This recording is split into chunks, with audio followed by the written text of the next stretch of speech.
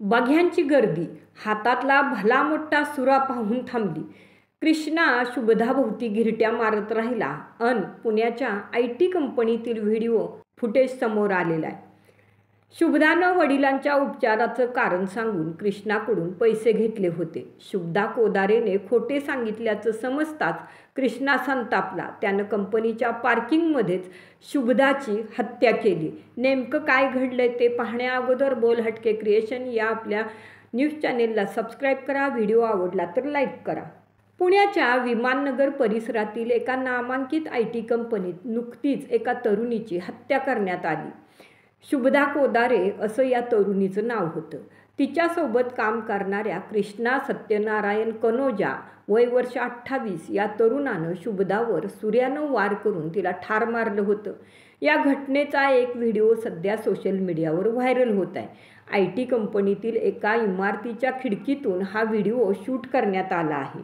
या व्हिडिओमध्ये कृष्णा आणि शुभदा स्पष्टपणे दिसत नसले तरी शेवटच्या क्षणांमध्ये त्या ठिकाणी काय घडलं होतं हे पाहायला मिळत आहे. प्राथमिक माहितीनुसार कृष्णा कनोजा यानं आर्थिक व्यवहारावरून शुभदाची हत्या केल्याची माहिती समोर आली आहे. कृष्णानं शुभदाला तब्बल 4 लाख रुपये दिले होते. मात्र तिनं खोटं कारण सांगून हे पैसे घेतल्याचे समजताच कृष्णा संतापला होता. मंगळवारी शुभदा बसने कंपनीत आली त्यावेळी कृष्णा त्या ठिकाणी होता. त्याने शुभदाजवळ येताच माझ्या पैशाचं तू काय केलंस असा प्रश्न करत वाद घालण्यास सुरुवात केली आणि यानंतर कृष्णानं कोणताही मागचा पुढचा विचार न करता किचनमध्ये वापरल्या जाणाऱ्या भल्या मोठ्या सुऱ्याने शुभदावर वार करायला सुरुवात केली. त्याने शुभदाच्या अंगावर 4-5 वार करून तिला जखमी केलं. शुभदा जखमी होऊन जमिनीवर बसल्याचे व्हिडिओत स्पष्टपणे दिसत आहे. त्यावेळी कृष्णा सुरा घेऊन तिच्याभोवती घिरट्या घालत होता.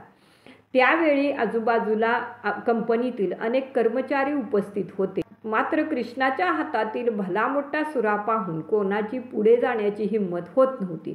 कृष्णाने वार केल्यामुळं शुभदा अर्धमेली होऊन जमिनीवर बसली होती. अखेर कृष्णाने तिच्याजवळ जाऊन तिला खाली पाडल्याचे व्हिडिओत दिसत आहे.